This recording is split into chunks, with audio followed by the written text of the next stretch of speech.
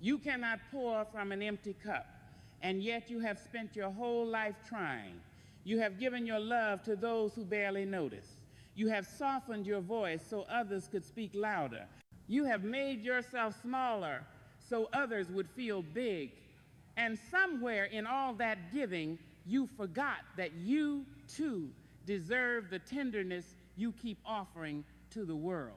This is not about selfishness. This is about survival. This is about recognizing that the love you withhold from yourself creates a hunger that nothing outside of you can ever fill. You have been taught that loving yourself is vanity, that putting yourself first is cruelty, that caring for your own heart is a luxury you cannot afford. But that teaching was a lie. It was a lie designed to keep you quiet, keep you serving, keep you small. Let me tell you what really happens when you refuse to give yourself love. You become a beggar at tables that were never set for you. You wait for validation from people who do not see you. You apologize for taking up space. You smile through disrespect. You explain yourself to those who have no intention of understanding. You convince yourself that if you just love them harder, give more, bend further, they will finally choose you. But they don't. And the rejection doesn't just hurt, it confirms the terrible lie you've been telling yourself all along, that you are not enough. Heartbreak teaches you this in the cruelest way. You give someone your whole heart, and they hand it back to you in pieces. You replay every conversation, every gesture, wondering what you did wrong, what you could have fixed, how you could have been better. And in that replaying, you erase yourself. You make their departure about your inadequacy instead of their inability to love you well. You turn abandonment into evidence, evidence that you were never worthy in the first place.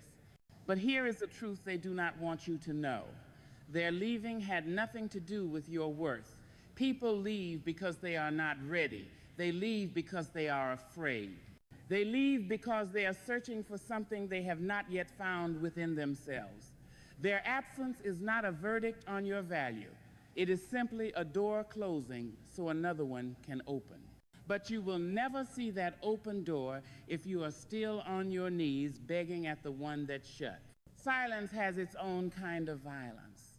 It is the violence of being in a room full of people and feeling utterly alone. It is the violence of speaking your truth and being met with indifference. It is the violence of crying out for help and hearing nothing but your own echo. You know this silence. You have lived in it. You have learned to make yourself quiet so you do not disturb anyone. You have learned to hide your pain so others remain comfortable. You have learned that your feelings are inconvenient. Your needs are too much. Your voice is too loud. And so you learn to disappear, not physically, but emotionally. You learn to exist in the margins of other people's lives. You learn to celebrate their joys while swallowing your own sadness. You learn to be the strong one, the dependable one, the one who never complains, the one who never asks for anything in return. And they loved you for it. They loved you for how little space you took up. They loved you for how easy you were to ignore. But that is not love. That is convenience. And you deserve so much more than to be someone's convenient option. Rejection leaves a mark that no one else can see. It is the scar you carry inside, the wound that reopens every time someone makes you feel like you are too much or not enough. Rejection teaches you to edit yourself, to dull your light so you do not blind anyone, to lower your standards so you do not seem demanding, to laugh at jokes that hurt you, to accept treatment that damages you, to stay in spaces where you are barely tolerated because you are afraid that if you leave, you will end up alone. But let me tell you something. Being alone is not the worst thing that can happen to you. Being surrounded by people who make you feel alone, that is worse. Staying in relationships where you are undervalued, disrespected, diminished, that is worse. Holding on to people who do not hold you with care, that is worse. Self-doubt is the thief that steals your future while you are busy apologizing for your past. It whispers that you are not smart enough, not talented enough, not beautiful enough, not brave enough. It tells you that everyone else has it figured out and you are the only one stumbling in the dark. It convinces you that your dreams are foolish, your voice does not matter, your presence is not important. And so you shrink, you stay quiet, you play small, you wait for permission that will never come. Shame is even quieter, but no less deadly. Shame says you are fundamentally flawed, that there is something wrong with you at your core, that you are unworthy of love, belonging, or grace. Shame makes you hide the parts of yourself that are most human, your struggles, your scars, your mistakes, your fears. Shame makes you believe that if people really knew you, they would leave. And so you perform, you pretend, you present a version of yourself that is palatable, acceptable, easy to digest, but that version is not real. And living as someone you are not is its own kind of death. Loneliness is not just the absence of people. It is the presence of people who do not truly see you. You can be in a crowded room and feel completely invisible. You can be in a relationship and feel entirely unknown. You can be surrounded by family and feel like a stranger in your own life, because loneliness is not about proximity, it is about connection. And when you do not feel connected to yourself, you cannot feel connected to anyone else. Generational pain is the inheritance you did not ask for but carry anyway. It is the trauma passed down through silence, through survival, through stories never told. It is your grandmother's grief that she never had the language to name. It is your mother's rage that she swallowed so she could keep going. It is the weight of every woman in your lineage who learned to endure instead of heal, to survive instead of thrive, to stay instead of leave. And now that weight is yours. You carry it in your body, in your choices, in the way you love and the way you fear. And until you set it down, it will keep you from becoming who you were meant to be. The ache of being misunderstood is one of the loneliest aches there is.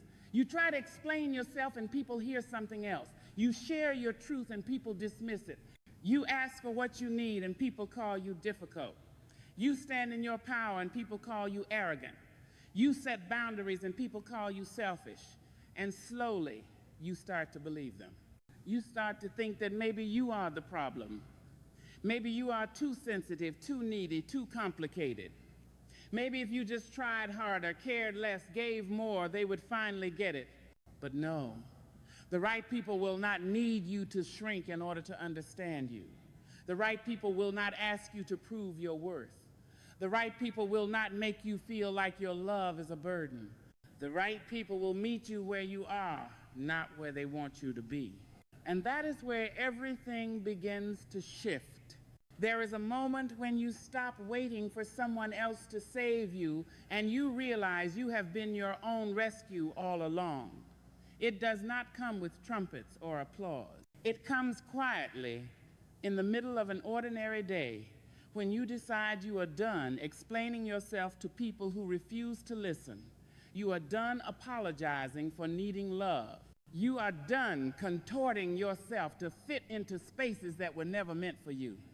You are done giving pieces of yourself to people who do not treat them as sacred. It comes when you finally say, I deserve better, and you mean it. This is not arrogance, this is clarity. This is the moment when you stop betraying yourself for the comfort of others. This is the moment when you recognize that the relationship you have with yourself is the foundation for every other relationship in your life. And if that foundation is cracked, everything built on it will eventually crumble. Giving your love to yourself first is not about shutting people out. It is about letting yourself in. It is about treating yourself with the same compassion you extend to strangers. It is about speaking to yourself the way you would speak to a child you adore.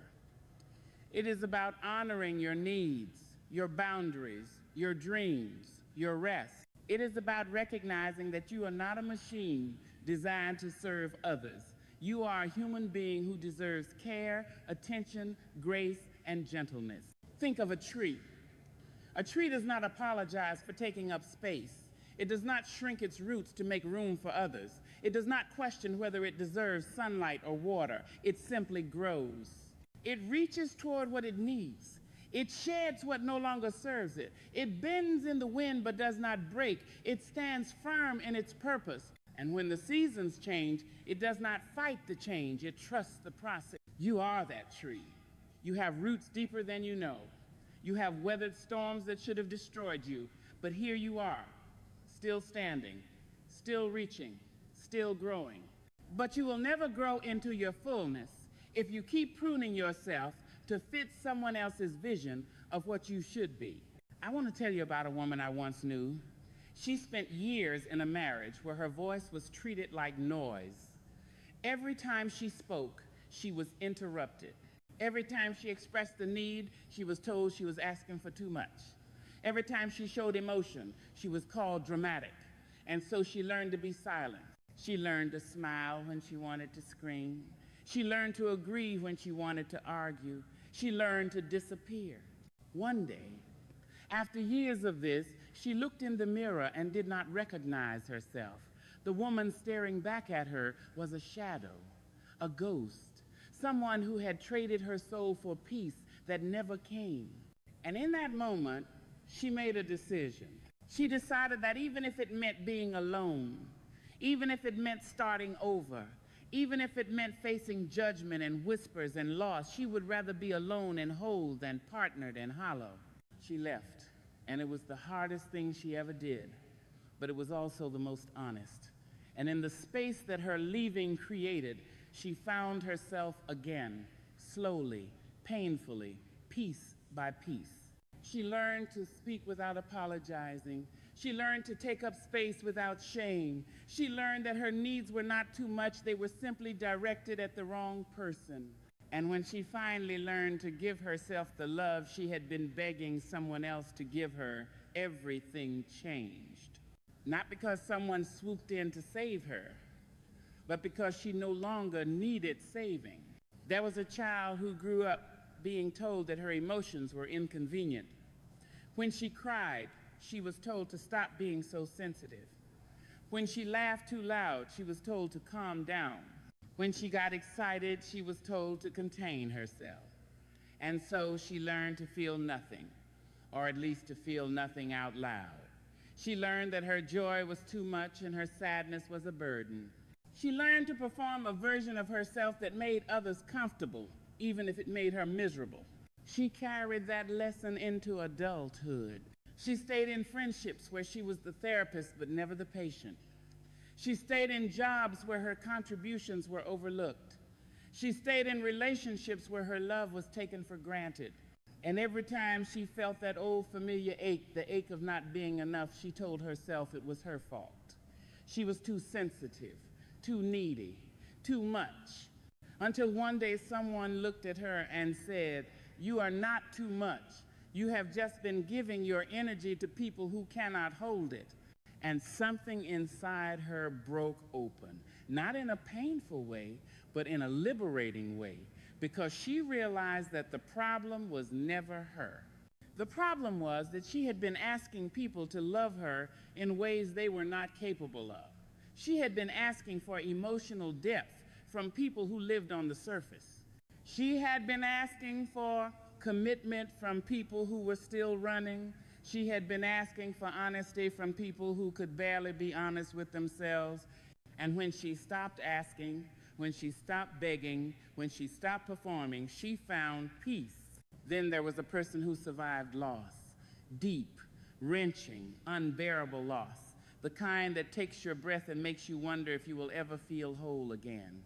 They lost someone they loved. They lost a version of themselves. They lost the future they had imagined, and in the aftermath, they were told to be strong, to move on, to get over it, to stop living in the past. But grief does not work that way. Grief is not a problem to solve. It is a process to honor, and this person understood that. They allowed themselves to fall apart. They allowed themselves to rage and weep and question. They allowed themselves to sit in the dark until their eyes adjusted and they could see again. And what they saw was this: the loss did not erase their worth. The pain did not disqualify them from joy. The ending of one chapter did not mean their story was over. They learned that survival is not about pretending everything is fine. It is about acknowledging that everything is not fine and choosing to keep going anyway. It is about carrying the weight and still finding reasons to smile. It is about honoring what was lost while making space for what is still possible. And they learned something else, too. They learned that the people who truly loved them did not need them to be strong all the time. The people who truly loved them made space for their sadness. They sat with them in the dark. They did not rush them toward the light. They understood that healing is not linear and that some wounds never fully close. They just become part of the story. Before I continue, answer one question honestly. When was the last time you looked at yourself with the same love you offer so freely to others? When was the last time you forgave yourself for not being perfect? When was the last time you honored your own needs without guilt or apology? When was the last time you chose yourself, not because no one else was available, but because you finally understood that you are worth choosing? If you're still listening, something inside you is remembering who you are. You survive, not because you are unbreakable, but because you have learned to put yourself back together. Every time life shatters you, you endure, not because the pain is easy, but because you have decided that your story is not finished yet. You rise, not because you are fearless, but because you have realized that courage is not the absence of fear. It is the decision to move forward even when you are afraid. Self-acceptance is not about thinking you are perfect. It is about recognizing that you are human. It is about acknowledging your flaws without letting them define you. It is about making mistakes and choosing to learn from them instead of letting them become evidence of your unworthiness. It is about looking at all the messy, complicated, contradictory parts of yourself and saying, "This is me, and I am enough." Self-respect is the boundary you draw between who you are and who others expect you to be. It is the line you will not cross, the compromise you will not make, the disrespect you will no longer tolerate. It is the quiet decision to walk away from anything that requires you to betray yourself. It is the refusal to shrink, to silence yourself, to accept crumbs when you deserve the whole meal. Inner freedom is realizing that you do not need anyone's permission to be yourself. You do not need approval to pursue your dreams. You do not need validation to know your worth. You do not need someone else to choose you in order to choose yourself. Inner freedom is the liberation that comes when you stop performing for an audience that was never going to applaud anyway. Choosing truth over fear is the bravest thing you will ever do, because fear is loud and truth is quiet. Fear tells you to stay where it is safe, even if safe means small.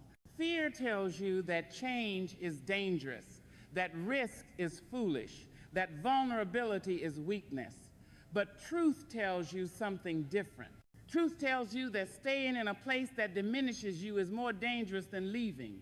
Truth tells you that the biggest risk is living a life that is not yours. Truth tells you that vulnerability is not weakness. It is the birthplace of connection, creativity, and courage. You survive, you endure, you rise, and in the rising, you discover something you had forgotten. You are not broken. You are not damaged. You are not too much or not enough. You are whole. You have always been whole. The cracks are not flaws. They are where the light gets in. The scars are not shame. They are proof that you fought and you won. The tears are not weakness. They are the language of a heart that still feels, still hopes, still believes. And when you finally give your love to yourself first, something miraculous happens. Not because you become selfish or closed off, but because you become full. And from that fullness, You can love others without losing yourself. You can give without depleting yourself. You can show up without shrinking yourself. You can be present without abandoning yourself.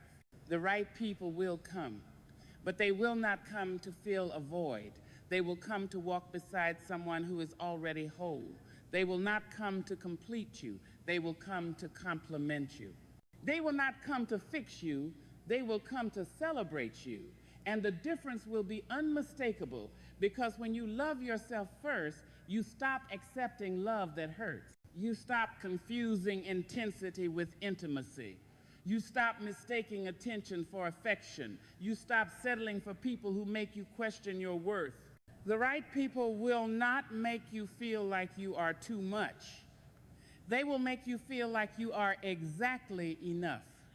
They will not ask you to dim your light. They will bring their own light and watch the room glow brighter. They will not require you to be perfect. They will love you in your mess and your magic, your strength and your struggle, your rising and your falling. But here is the truth. You cannot recognize the right people if you do not know yourself. You cannot attract healthy love if you are still operating from a wounded place. You cannot build a strong relationship if your foundation is shaky. And that is why the work must begin with you. Give your love to yourself first, not in a selfish way, but in a sacred way. Treat yourself like someone you are responsible for caring for, because you are. You are responsible for your own healing. You are responsible for your own growth. You are responsible for your own happiness, not because no one else will help you, but because no one else can do it for you. Speak kindly to yourself. Your inner voice is the one you hear the most. Make sure it is not the voice of your critics, your abusers, your doubters. Make sure it is the voice of your truest, wisest, most compassionate self. Forgive yourself for the mistakes you made when you did not know better, for the times you stayed too long, for the times you left too soon, for the words you wish you could take back, for the love you gave to people who could not receive it. Forgive yourself, not because what you did was right, but because carrying the weight of unforgiveness will keep you from moving forward. Honor your needs. You are not a machine. You need rest. You need nourishment. You need joy. You need connection. You need solitude. You need purpose. You need play. And every time you ignore those needs in service of someone else's comfort, you are telling yourself that you do not matter. But you do. You matter. Set boundaries, not walls, but clear lines that protect your peace. Boundaries are not about punishing others. They are about honoring yourself. They are about saying, I will not allow you to treat me in ways that harm me. I will not stay in spaces where I am disrespected. I will not give my energy to people who drain me. And I will not apologize for choosing myself. Celebrate your wins. Stop waiting for someone else to acknowledge your progress. Stop downplaying your achievements. Stop pretending that what you did was no big deal. You survived. You grew. You learned. You tried. You showed up. That is a big deal. That deserves recognition. And if no one else is going to celebrate you, then you celebrate yourself. Walk away from what no longer serves you. This is not easy. Sometimes what no longer serves you is familiar.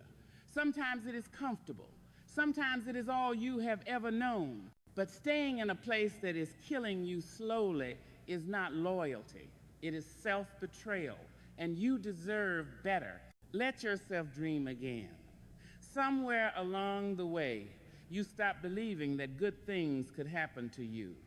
You stopped imagining a future that excited you.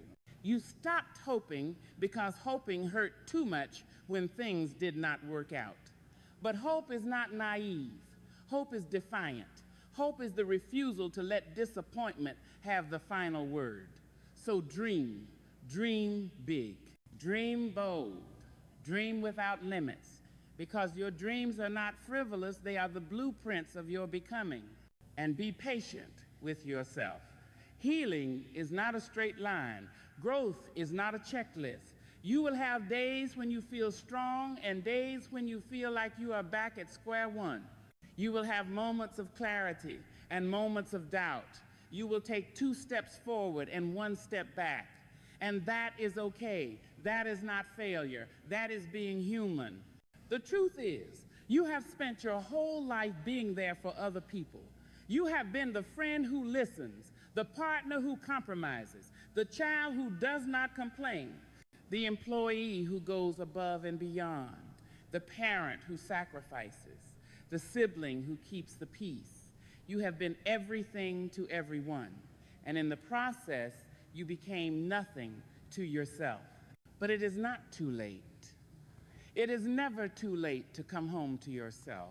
It is never too late to reclaim your voice, your worth, your joy, your freedom. It is never too late to decide that you matter, because you do. You always have. And the moment you start treating yourself like you matter, the world will follow. The right people will come. But first, you must become the right person for yourself. You must be the love you are seeking. You must be the safety you are craving. You must be the home you are searching for. And when you do that, when you finally give your love to yourself first, you will not need to chase anyone. You will not need to beg anyone to stay. You will not need to convince anyone of your worth, because you will know your worth, and that knowing will be unshakable. This is not a fairy tale. This is not about finding a prince or a savior or a perfect person who makes all your problems disappear. This is about finding yourself. This is about realizing that you are not incomplete. You are not half of a whole waiting for someone else to make you full. You are already whole. You have always been whole. And the love you give yourself is not preparation for someone else's love. It is the foundation of everything. So give yourself permission. Permission to rest without guilt, permission to say no without explanation, permission to want more, permission to walk away, permission to start over, permission to change your mind, permission to make mistakes, permission to be imperfect, permission to take up space, permission to be seen, permission to be heard, permission to be loved, starting with the love you give yourself. Because you are not too much. You are not too little. You are not too broken. You are not too late. You are exactly who you need to be right here, right now. And the work is not to become someone else. The work is to remember who you have always been beneath the layers of other people's expectations, beneath the weight of old wounds, beneath the noise of a world that tried to tell you who to be. You are the tree that refused to stop growing. You are the song that refused to be silenced. You are the light that refused to go out. You are the love that refused to die. And when you give that love to yourself first, you do not become selfish. You become free. You become whole. You become the person you were always meant to be. And from that place of wholeness, you will attract what is meant for you. Not because you are perfect, but because you are real. Not because you have it all figured out, but because you are no longer pretending. Not because you need someone to complete you, but because you are already complete. And the people who are meant to walk beside you will recognize that. They will honor that. They will celebrate that. The right ones will come. And when they do, you will know. Because they will not ask you to shrink. They will not require you to prove yourself. They will not make you feel like your love is a burden. They will meet you in your truth. They will hold space for your healing. They will walk with you through the mess and the beauty, the joy and the pain, the light and the shadow. But first, you must give your love to yourself, not because you are broken and need fixing, but because you are sacred and deserve honoring. You are the miracle. You are the gift. You are the love you have been searching for. If this message spoke to your heart, share it with someone who needs courage today. And if you want more words that remind you of your worth, Subscribe because your voice matters.